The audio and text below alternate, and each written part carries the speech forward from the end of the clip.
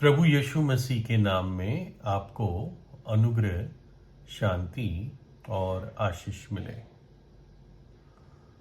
वॉटसनविल ये एक जगह है कैलिफोर्निया में, और यहाँ पर एक नाला है और इस नाले का नाम सैल्सी प्यूडिस रखा गया है। सैल्सी प्यूडिस, और ये नाम स्पेनिश भाषा में है और इसका अर्थ हमारी भाषा में होता है निकल सकता है तो निकल जा।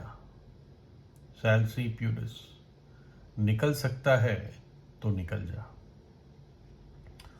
और जिनको ना मालूम हो, कैलिफोर्निया और मेक्सिको ये दोनों आसपास लगे हुए हैं, यानी अमेरिका का जो कैलिफोर्निया का हिस्सा है ये मेक्सिको के बॉर्डर पर पड़ता है। कुछ लोगों का ये भी कहना है कि कैलिफोर्निया मेक्सिको का ही हिस्सा था और इन गोरों ने उसको हत्या लिया। तो जो भी कहानी हो, लेकिन ये शुरुआत के कैलिफोर्निया के दिन थे जब यहाँ पर गोरे लोग आके बसने लगे। तो इसमें मेक्सिकन्स भी बहुत रहते थे, काम करते थे, और जो मेक्सिकन लोग हैं उनकी भाषा स्पेनिश होती है। जैसे इंडिया की हिंदी होती है, उनकी भाषा स्पेनिश होती है। और ये जो नाला था सैल्सी प्यूडिस, इससे लगी हुई जो मिट्टी थी वो दलदल थी। और बहुत सालों पहले, मतलब जब ये कैलिफोर्निया की शुरुआत हुई, लोग आके बसने लगे, बाहर के लोग, तो बताते हैं कि एक मजदूर, मैक्सिकन मजदूर इस दलदल में गिर गया। और दलदल में गिर गया और ऑब्वियसली ये पूरा संघर्ष कर रहा था बाहर निकलने के लिए, लेकिन दलदल में से निकलना कोई आसान बात नहीं है ना। ज़्यादातर व्यक्ति अंदर ही चला जाता है और निकलता नहीं है। तो जब ये संघर्ष कर रहा था, मदद के लिए चिल्ला रहा था, तो बगल से एक कोई स्पेनिश साहब अपने घोड़े पे निकला, मतलब अपने घोड़े पे अपनी यात्रा कर रहा था, और उसने इस मैक्सिकन मजदूर को निकलने के लिए हाथ पैर मार रहा था, कोशिश कर रहा था। और इस स्पेनिश साहब ने, मैक्सिकन साहब ने जोर से चिल्लाकर कहा, सैल्सी प्यूडिस, सैल्सी प्यूडिस, जिसका अर्थ मैंने बताया था, निकल सकता है तो निकल जा।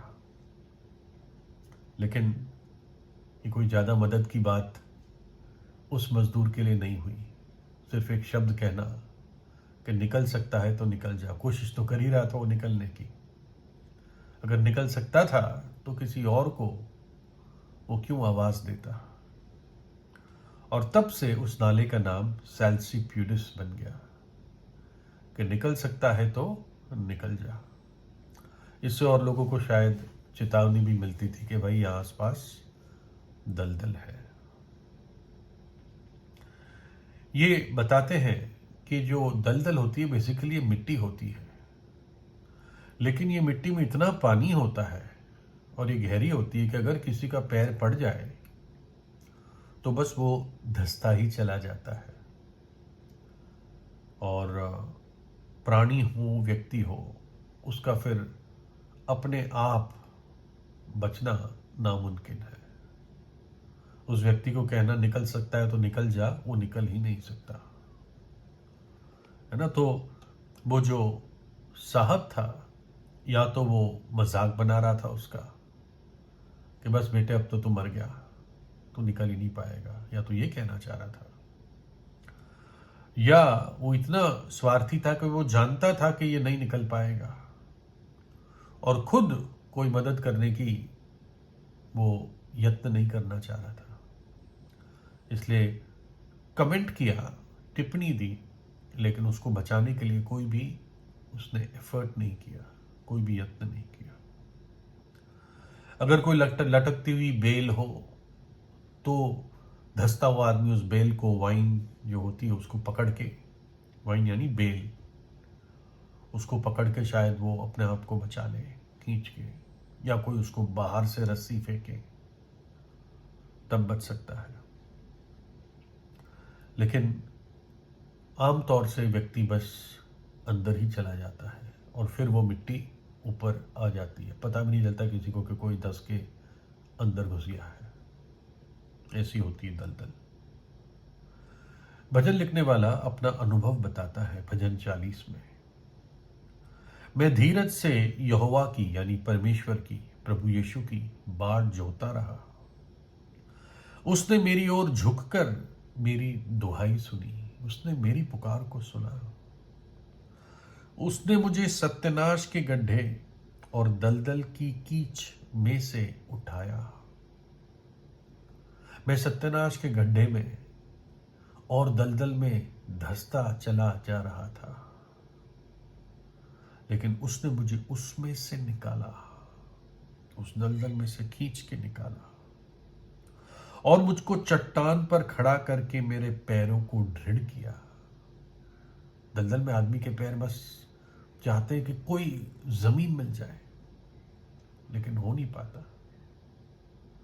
लेकिन वो कहता है, प्रभु ने मेरे पैरों को चट्टान पर खड़ा करके, प्रभु ने मुझको चट्टान पर खड़ा करके मेरे पैरों को दृढ़ किया और उसने मुझे एक नया गीत सिखाया जो हमारे परमेश्वर की स्तुति का गीत है। बहुतेरे ये देखकर डरेंगे और यहोवा पर भरोसा रखेंगे। उसका अनुभव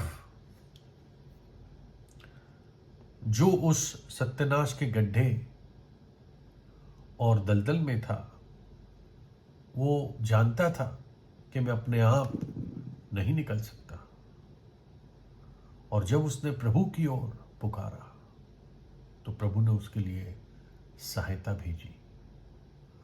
यहां पर ये दलदल किस बात को दिखाता है? भजन लिखने वाला किस दलदल के बारे में बात करता है? उसकी परिस्थितियां थी ऐसी जहां वो धंसता जा रहा था। लेकिन बाइबल और एक भयंकर दलदल के बारे में बताती है, और वो है पाप की दलदल, पाप का कीच। और प्रभु हमें उसमें से निकालता है, हमारे पैरों को दृढ़ करता है, हमें चट्टान पर खड़ा करता है। और इसलिए प्रभु यीशु मसीह इस जगत में आया। ये पूरा संसार पाप के दलदल में डूबता चला जा रहा है। सब लौलीन हो गए हैं पाप के जीवन में। जब से स्मार्टफोन आया है तो दुनिया और बुराई में, गंदगी में चली गई है। जिसके पास काम, जॉब, नौकरी भी नहीं है, वो भी बिजी हो गया है, वो भी व्यस्त हो गया है, क्योंकि उसको फोन मिल गया है। उसका दिनचर्या आप बदल नहीं सकते। अब इतना मुश्किल हो गया है, कोई बचाव नहीं है। अगर वो व्यक्ति पाप के कीच में धंसकर मर गया तो नरक ही जाएगा, कोई और रास्ता नहीं है। वो दलदल का जो तय है वो नरक में ही खुलता है, जो पाप की दलदल है। लेकिन प्रभु यीशु मसीह इस जगत में आया। वो भजन लिखने वाला कहता, उसने मेरी दुहाई को सुना, उसने पुकार को सुना। उसने ये नहीं कहा सैल्सी प्यूदिस कि निकल सकता है तो निकल, लेकिन उसने अपने हाथ को बढ़ाया,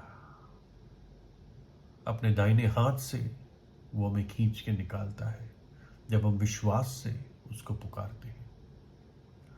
वही हाथ जो क्रूस पर उसने फैला दिए और हमारे लिए कील ठुकवा ली। उसके पैर में कील ठोकी गई, उसके सिर पर कांटों का ताज भोग दिया। हमारे श्राप को उसने अपने सिर पर उठा लिया। केवल यीशु के पास सामर्थ है, अधिकार है पाप क्षमा करने का, हमें अपने लहू में धोकर हमारे पापों को दूर करने का, और पाप के बंधन से हमें आजाद करने का, पाप की कीच से हमें निकालने का उसके पास अधिकार है, सामर्थ है, और वो काबिल है। तो इसलिए उसके उस हाथ को थाम ले विश्वास से। वो प्रेमी पिता है जो इंतजार करता है कि हम कब उसको पुकारें और वो अपनी सहायता भेजे, अपना हाथ आगे करे। वो कभी आप पर दबाव नहीं डालेगा, आपका इंतजार करेगा धीरज से। इसलिए जब उसकी आवाज को सुनो तो अपने मन को कठोर ना करना, सच्चे मन से पश्चाताप करें।